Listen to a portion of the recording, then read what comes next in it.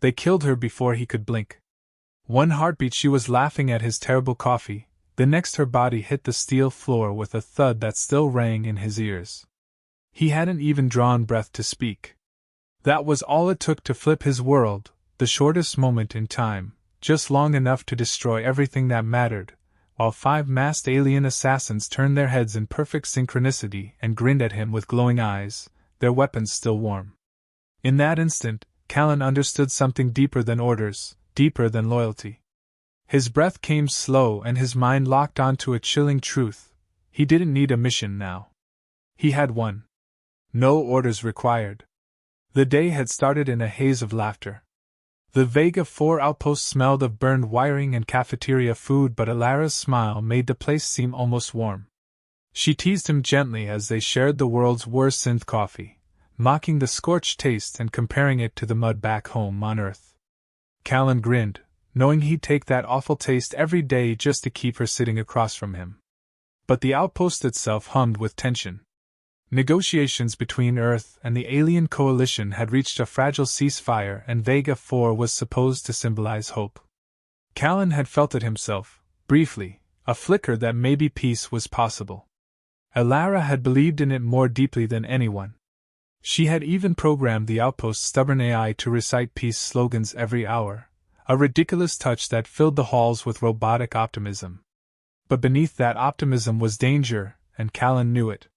His military instincts itched every time a new alien delegation arrived. Their eyes lingered too long on human defenses, their smiles were too sharp. Alara had laughed at his paranoia but let him walk her to her lab every day like clockwork, teasing him for his shadow routine as she called it. Today had been no different, until the moment it all changed.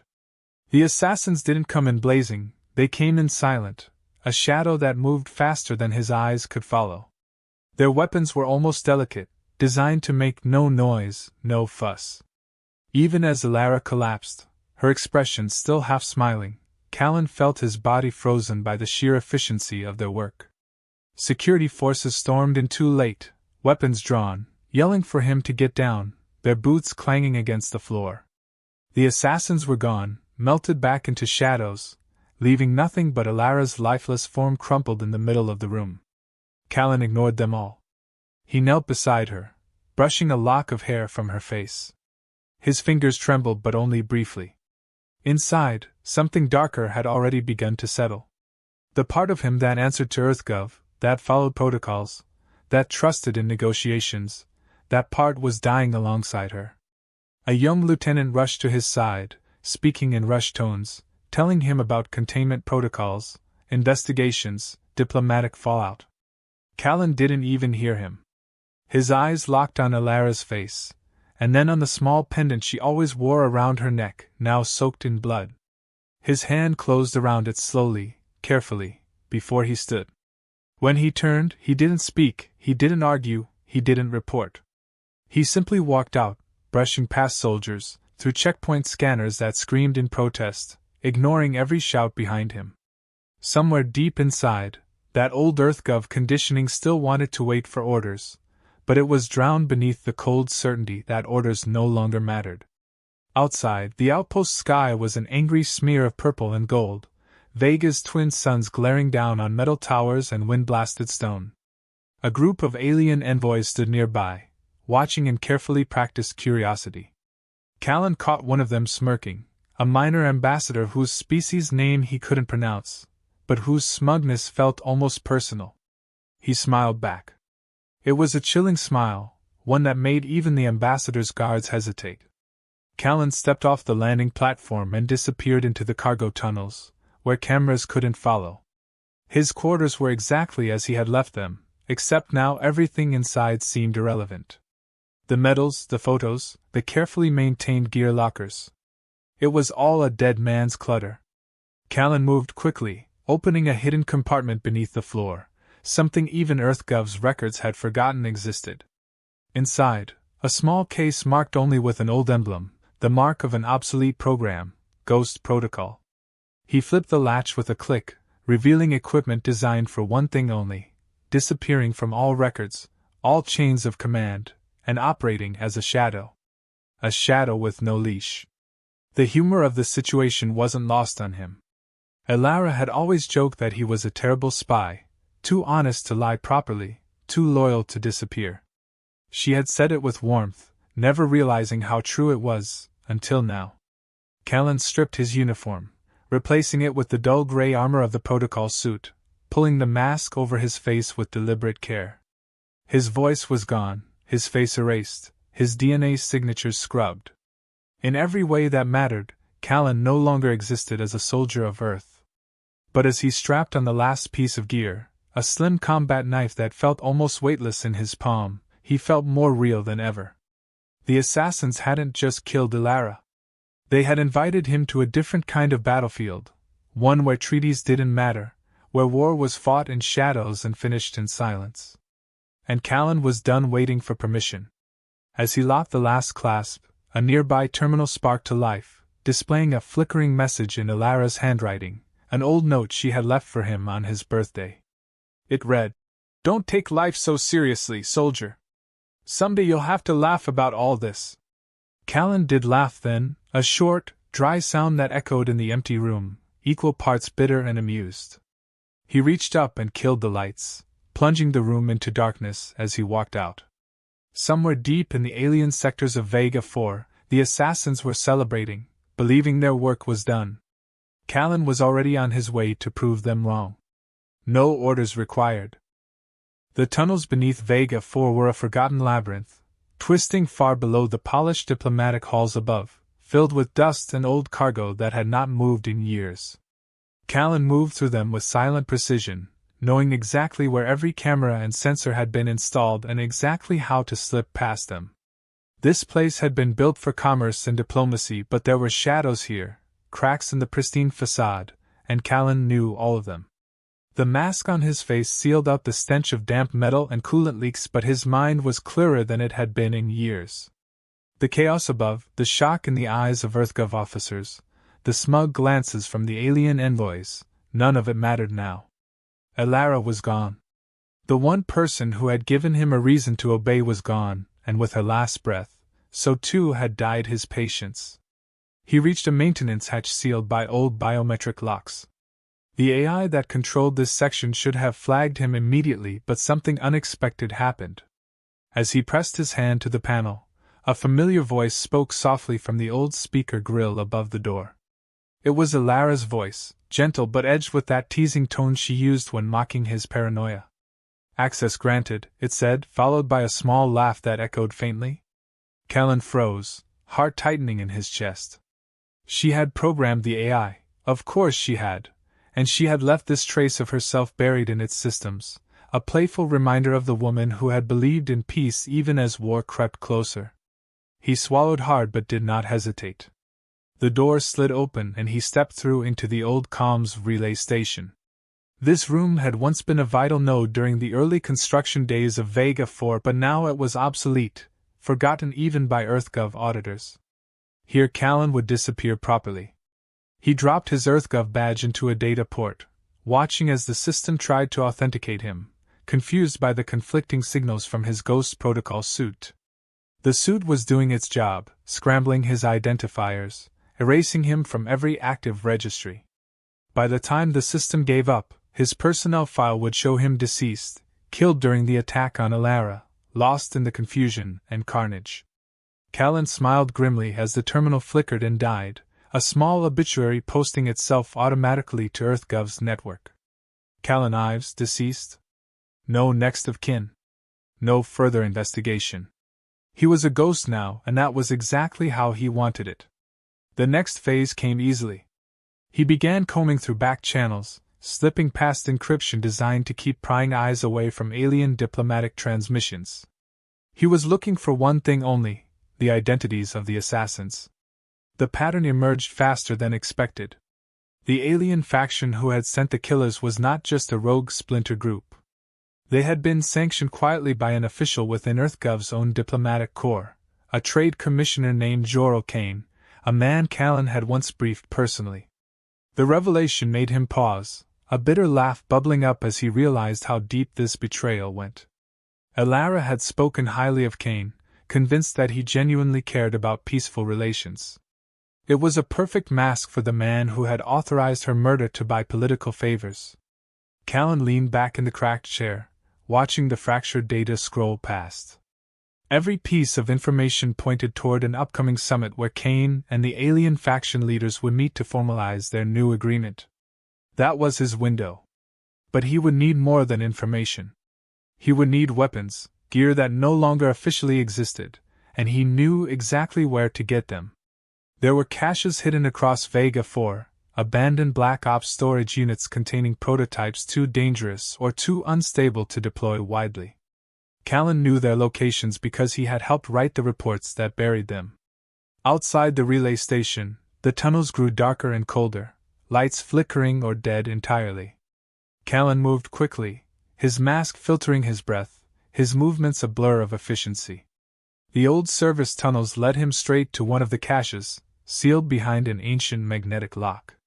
It took him less than a minute to crack it open. Inside, the air was stale but the contents gleamed: compact plasma charges, prototype magnetic knives, a cloaking rig imperfect but reliable enough at close range. He gathered what he needed with practiced hands, moving with cold focus. There was no hesitation now. Every item he packed into his kit brought him one step closer to his goal. As he secured the last weapon, the relay station's AI sparked to life again, Alara's voice whispering through the static. "Funny, isn't it, that you always said you would never go rogue," she said softly, as though she had predicted this path. The irony cut deep, but Callan welcomed it. He spoke for the first time since walking out of the outpost, his voice low and grim. "No orders required," he said, repeating the phrase that had become his mantra. He turned and left the cache, slipping back into the tunnels as shadows swallowed him whole. Word would spread soon. EarthGov would think he was dead, but Kane would be paranoid enough to suspect otherwise. Callan counted on it. Fear would make Kane act faster, make mistakes, expose his remaining agents. Already Callan could feel himself slipping further from the soldier he had been. There was no backup coming, no commanding officer watching from a distant war room. There was only him, moving toward a summit that would decide the future of Earth's relations with a faction that had already drawn first blood. The irony almost made him laugh aloud. Callan paused briefly in a service corridor, staring up at a rusted ventilation shaft that led straight to the diplomatic level above. He would climb it soon enough, but not yet. The assassins were still celebrating somewhere, thinking they had removed an obstacle, oblivious to the fact that they had only created something worse. Callan Ives, former soldier, former operative, former diplomat's bodyguard. None of those titles applied anymore. He was exactly what his enemies feared but did not yet realize was coming. He checked the pulse on the suit's biometric scanner, steady, calm, efficient. His breathing was even, heart rate perfect. He had been trained for war, but what he was about to do would not look like war at all. It would look like a ghost slipping through locked doors, leaving nothing but fear and bodies in his wake.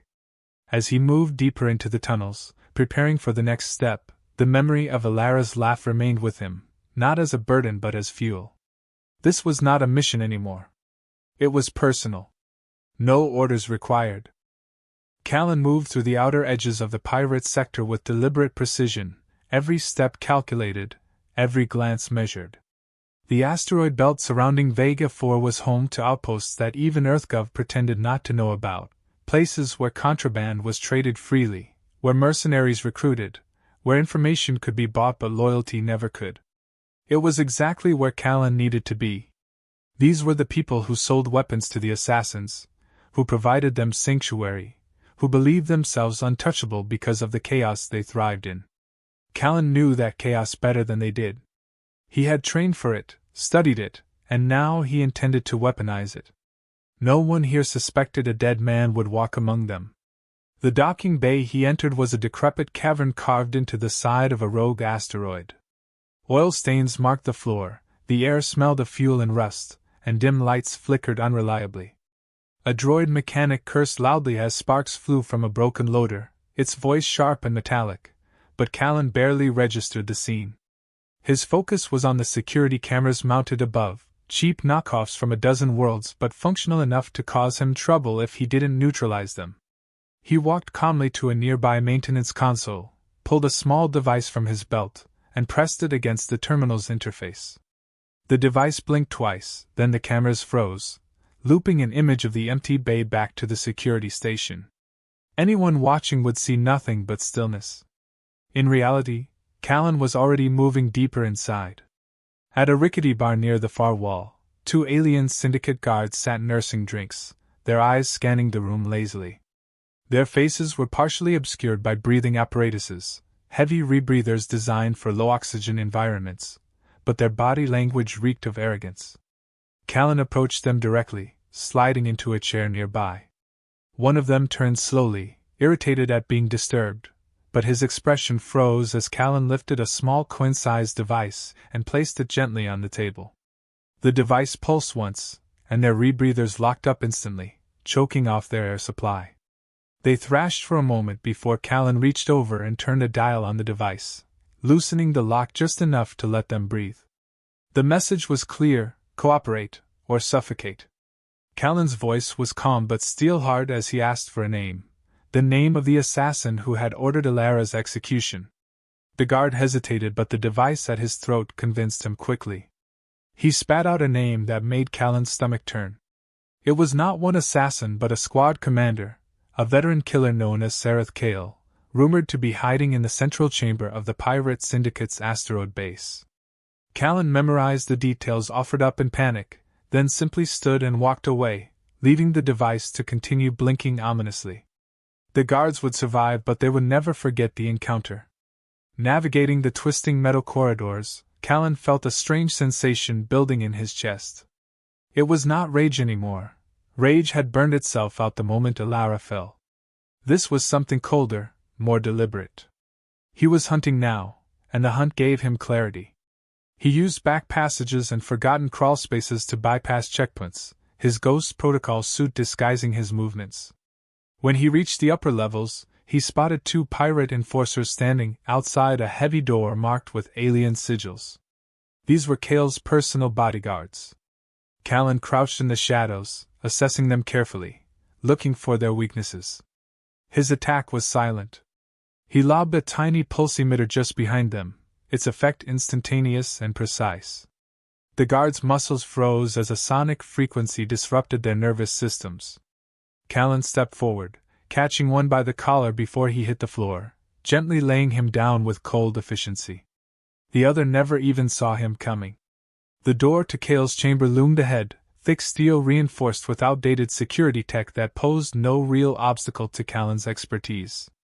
With a few precise gestures on his wrist module, he disabled the lock and stepped inside. Kale sat in a throne-like chair, armored, relaxed, his back turned slightly as he spoke to a hologram of one of his lieutenants. Callan moved so quietly that Kale didn't notice him until the light from the doorway flickered, casting a shadow across the room. The assassin commander froze for a fraction of a second before turning, a smirk already curling his lips. He had no doubt expected this moment, no doubt counted on it. Callan gave him no chance to speak. A knife flashed in Callan's hand, striking Kale's armor at a seam Callan had calculated precisely. The blade sank deep, severing critical tendons and sending the assassin sprawling. Kale gasped, his hands scrambling for a sidearm, but Callan was already on him, pinning him with a boot and wrenching the weapon away. Their eyes locked, and for a heartbeat there was a silent recognition between hunter and hunted. Kale rasped a question, asking who sent Callan. The bitter humor in the moment struck Callan hard enough that he let out a short, cold laugh. "No one sent me," he said quietly, "no orders required." With that, Callan leaned down and whispered something only Kale could hear, a name Kale did not expect: Jorel Kane. The fear that flashed across Kale's face told Callan all he needed to know. Kane had not only authorized Alara's assassination but had coordinated the entire affair from behind diplomatic channels, a puppet master pulling strings. Kale had merely been a tool. Callan ended the assassin's life with ruthless precision, leaving no time for last words. The hologram on Kale's console still glowed faintly, the lieutenant staring in frozen shock as Callan approached. Callan pressed a button and the channel snapped closed. No witnesses. No loose ends. He took a final glance around the chamber before slipping back into the shadows, disappearing as easily as he had arrived. In the darkness of the tunnels beyond, Callan allowed himself a brief moment to breathe. Cale was dead, but this was only the beginning. His true target was Kane, the man who had betrayed not only Alara but Earth itself. Callan's mind worked quickly, already planning his next move. He would use Cale's death to send a message, one Kane would understand immediately. Callan Ives was coming and nothing would stop him. As he moved deeper into the asteroid corridors, Callan felt a strange calm settling over him. Every step he took was deliberate, efficient, inevitable. The assassin squad believed they had killed a soldier. They had created something far worse. No orders required. The news of Cale's death rippled through the syndicate faster than Callan could have anticipated, but that was part of his design. The corpse had not been left hidden. Instead, Callan had staged it carefully, propping Cale's lifeless body in his own throne, weapon draped loosely in his dead fingers, with a single line carved into the steel wall behind him. No orders required. The phrase was both a warning and a promise. It was meant to reach Jor-El Kane before Callan did, a psychological strike designed to make the traitor feel the chill of death creeping closer with every passing second. The syndicate reacted predictably: chaos, panic, infighting. They scrambled to find the killer, convinced it was a rival faction, their paranoia erupting into skirmishes even as Callan moved unseen through their corridors, his face hidden behind his mask, his path already set. Callan had learned during his infiltration that Kane was not waiting on Vega 4 as he had assumed. The Commissioner had accelerated his timetable in a panic after Alara's assassination, retreating to a diplomatic station orbiting a nearby gas giant. There he was set to meet the remaining alien faction leaders to finalize an agreement that would reshape Earth's alliances for generations. The irony that Kane believed himself safer there was almost amusing. Callan appreciated the arrogance. It would make the betrayal that much sweeter when he arrived. Kane had hired an elite security detail, mercenaries trained to counter even advanced operatives, but they were not prepared for a ghost. Callan moved in silence, collecting details, preparing his infiltration like a surgeon prepping for a delicate procedure.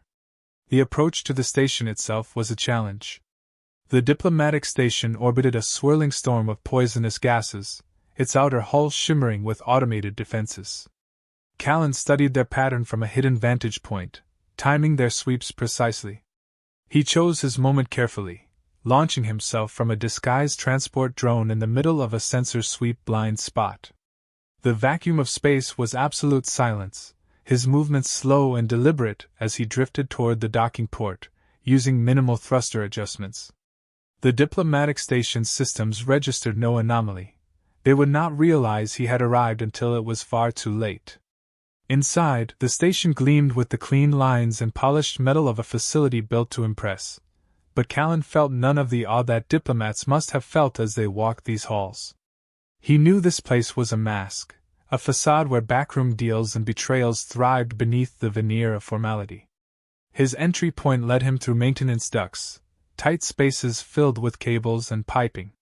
The hum of generators and the faint vibrations of life support systems surrounded him, masking the sound of his movements.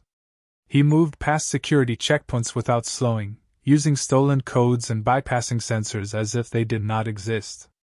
The information he had extracted from Cale's chamber had been precise. Kane's meeting room was on the topmost level, shielded and guarded but ultimately accessible through an older air recycling system that Kane's contractors had neglected to upgrade. Callan allowed himself a brief smile at the oversight. It was almost too easy. As he crawled through the last section of ductwork, he paused, listening carefully. Voices drifted up from the chamber below.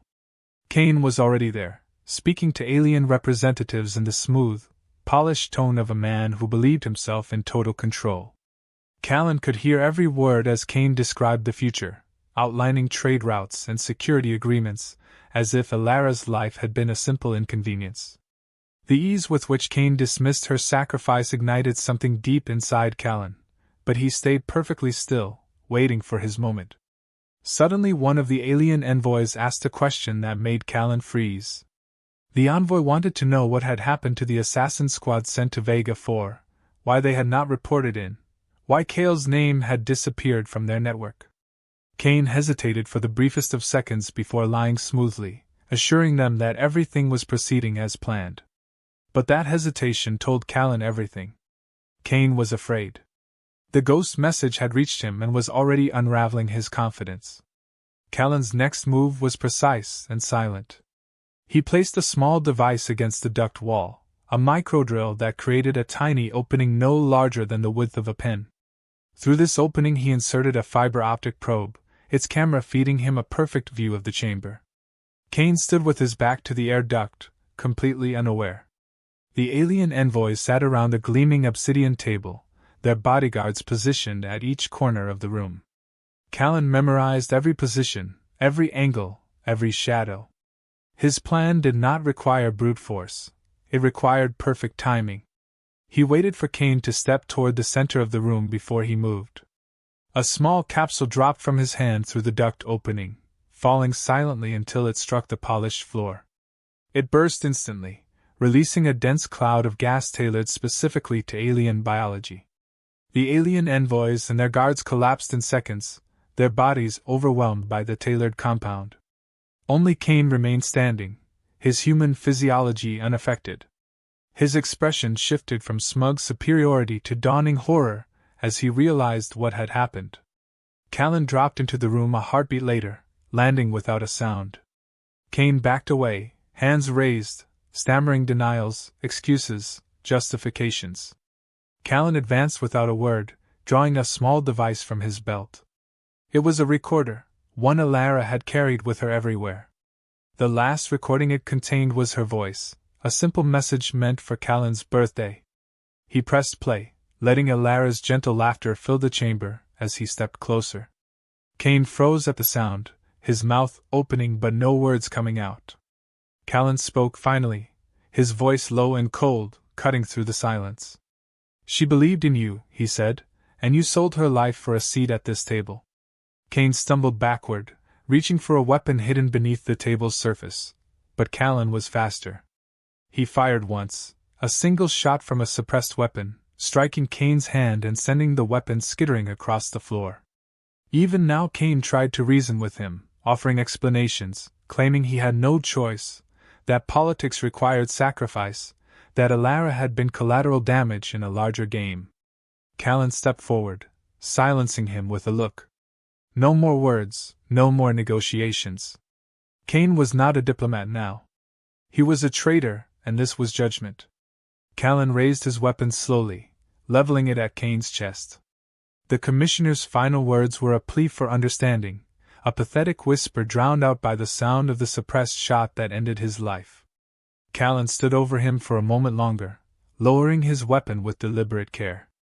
The diplomatic chamber was silent except for the faint hum of the station's systems.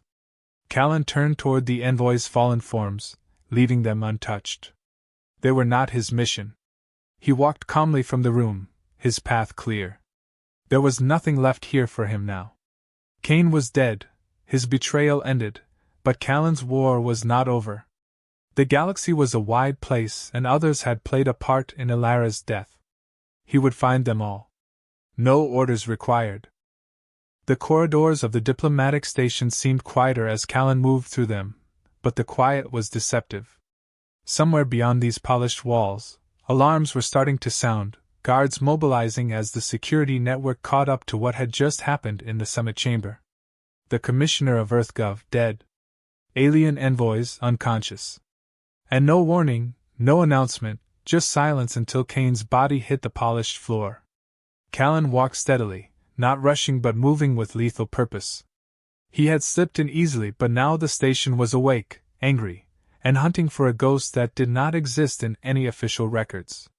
The ghost protocol suit adapted automatically, darkening its exterior to blend perfectly into the shadows and reflective walls. His steps were deliberate, calm. He felt no fear, only an intense focus on what came next. He moved past the junction where two security guards hurried toward the summit chamber, their helmets down, eyes scanning the halls but too slow, too distracted. Callan waited for the precise moment they passed, then slipped behind them, moving through maintenance hatches they overlooked entirely. Even here, deep in the bowels of the station where few diplomats ever set foot, his presence was invisible. As he worked his way toward the docking bay, he pulled a small transmitter from his belt and activated it. The transmitter was keyed to an old pirate frequency he had uncovered while interrogating Kale's guards, a channel known only to smugglers and mercenaries operating in this sector. A short coded burst went out, a simple message containing only coordinates and a challenge. Come claim your prize. It was bait pure and simple, but bait that would serve two purposes. First, it would draw the pirate faction into a direct confrontation with the diplomatic station's defenses, creating chaos and confusion that would mask Callan's exit. Second, it would ensure that word of Kane's death spread far and fast.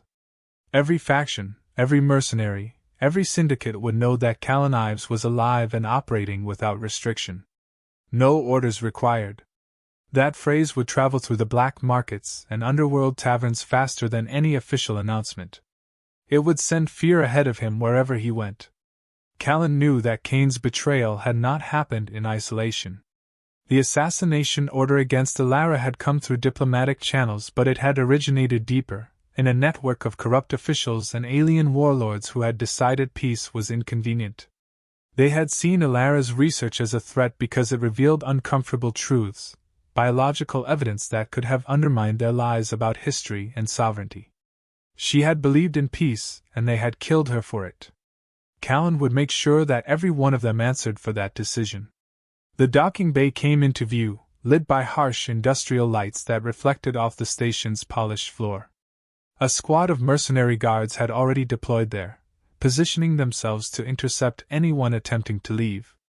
Their weapons were drawn, voices sharp as they shouted orders to check every ship, every hatch. Callan observed them from a ventilation duct above, noting their lack of discipline despite their superior gear. These were hired guns, not soldiers. They were predictable. He counted 4 guards near the main entrance, and 2 more patrolling the perimeter of the bay. Callan moved into position, pulling a small flash device from his belt and setting its timer for 3 seconds. He dropped it carefully from the duct and waited. The explosion of light and sound was blinding, a burst of sensory overload that sent the guards into confusion, shouting over each other as they scrambled for cover that did not matter. In the chaos, Callan dropped from the duct, landing silently behind the first guard and disabling him with a swift strike to the neck. The second guard turned just in time to see Callan's knife flash, slicing the strap of his rifle and sending it clattering to the floor. Within moments, 4 of the 6 guards were down, unconscious or incapacitated. The last 2 hesitated, clearly unsure whether to fight or flee.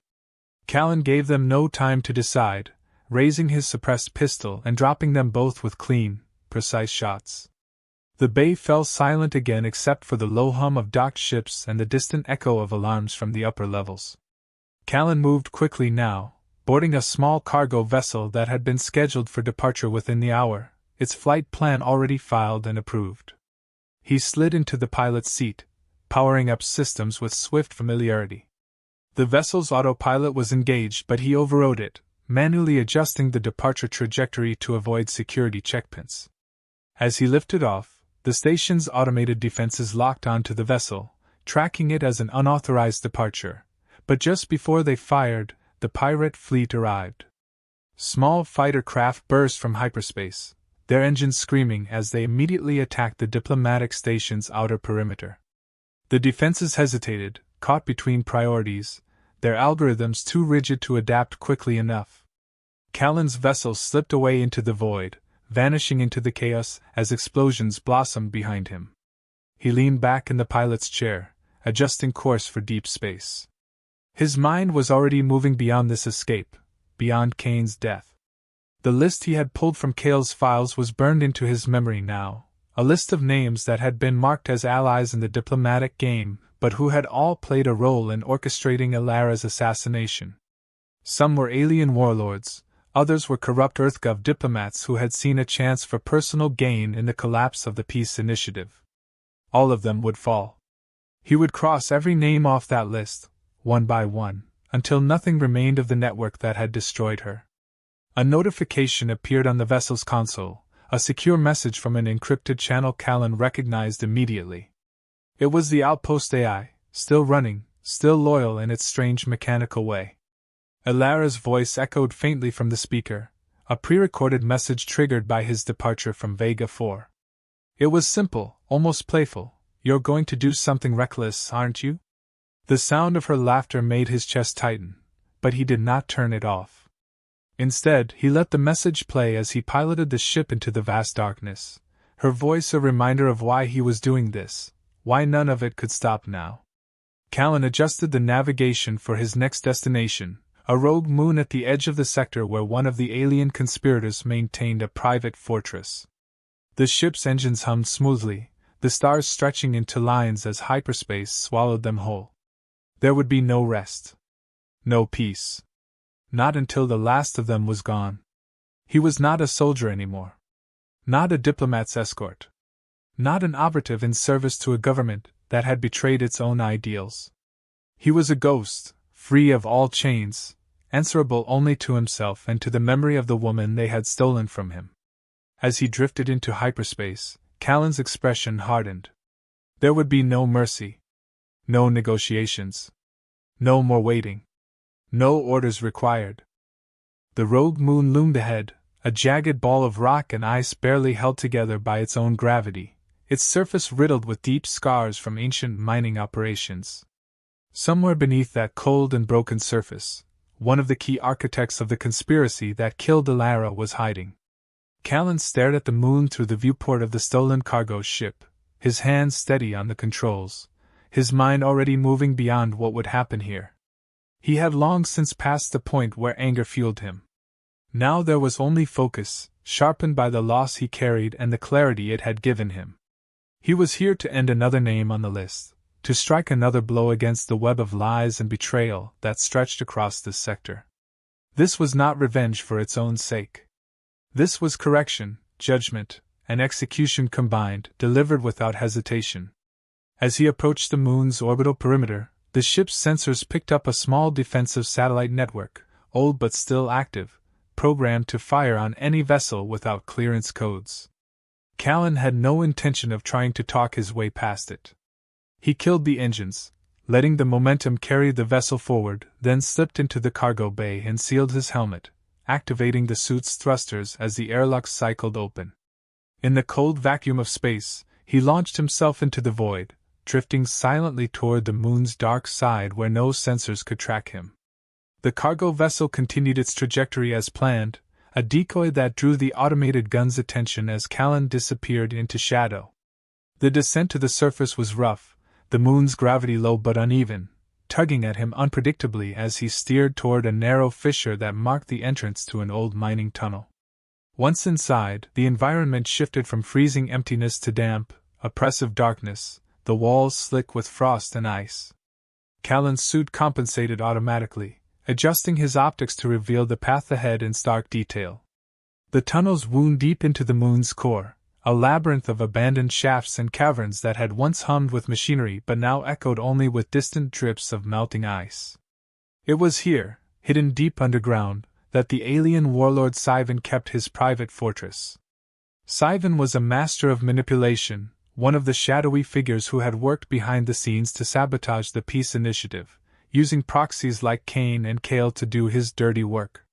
Callan had studied his habits, learned the layout of his stronghold from data extracted at gunpoint in the pirate sector, and now he moved with precision through the frozen corridors, bypassing sensors and patrols without leaving a trace. The fortress itself was carved directly into the rock, a sprawling complex of interconnected chambers lit by harsh blue lights and patrolled by heavily armed guards. The security here was more serious than anything Callan had faced so far, but he was prepared. As he moved closer, he triggered a series of timed charges he had planted earlier along the outer perimeter, causing controlled explosions that sent tremors through the entire complex. The guards responded exactly as expected, rushing to investigate the breaches, leaving gaps in their patrol routes that Callan exploited immediately. He infiltrated the heart of the fortress without ever being seen, slipping through maintenance ducts and forgotten corridors until he reached Sivan's inner sanctum, a massive chamber lined with displays showing financial markets, political maps, and military deployments. Sivan himself sat at the center, surrounded by advisors and security officers, utterly confident in the fortress's defenses. Callan watched from the shadows, studying every angle, every exit, every camera. When he was ready, he stepped forward and triggered a small device on his belt that emitted a sharp electromagnetic pulse, disabling every electronic system in the chamber instantly. The displays went dark, communications cut off, lights flickered and died. In the sudden darkness, panic rippled through the room as Sivan's guards reached for their weapons, shouting orders that no longer mattered. Callan acted before they could regroup, moving through the chamber with deadly efficiency. His suppressed pistol spoke in whispers, each shot precise, each target falling before they even understood what was happening. The guards fell one by one until only Sivan remained, frozen in his chair, his reptilian features twisted in shock and fear as Callan approached. Sivan tried to speak, his mouth forming words in his native language, but Callan ignored them. He placed a small device on the table in front of Sivan, a holographic projector that activated with a simple tap. Alara's face appeared in the projection, her recorded voice filling the silent room, speaking softly about her work, her dreams for peace, her belief that understanding was possible even between enemies. The message was not meant for Sivan. It was meant for Callan, a reminder of what had been lost. Callan let the message play to the end, then met Sivan's gaze as he spoke for the first time since entering the chamber. "This is what you killed," he said simply. "Not just her, but everything she believed in." Sivan's answer was a desperate plea for mercy, an offer of wealth, protection, power. Callan listened without emotion, his expression hidden behind the featureless mask of the Ghost Protocol suit. When Sivan finished speaking, Callan shook his head once, then raised his weapon and fired a single shot, ending the warlord's life without ceremony. The fortress fell silent as the last of Sivan's guards fled, terrified by the sudden, surgical destruction of their leader's inner circle. Callan stood alone in the dim light of the holographic projection, watching Alara's face one last time before shutting the device off. His mission here was complete, but he knew the war was not over. There were still names on his list, still conspirators who believed themselves untouchable behind walls of power and lies. He moved quickly through the fortress, planting timed charges as he went, ensuring that the entire complex would be reduced to rubble before anyone else could reclaim it. As he reached the surface again, he activated his exfiltration beacon, summoning a covert transport he had arranged through a third-party syndicate that would ask no questions and expect no answers. The charges detonated behind him as he ascended, bright flashes of light and heat lighting up the cracked surface of the moon. As the transport pulled away, Callan sat in silence, watching the destruction from the viewport, feeling nothing but grim resolve. This was his existence now, a ghost in the shadows, moving from one target to the next, dismantling the network that had stolen Alara from him piece by piece. There would be no peace, no rest, not until the last of them was gone. His name would become a warning, his presence a shadow that haunted the powerful. No orders required,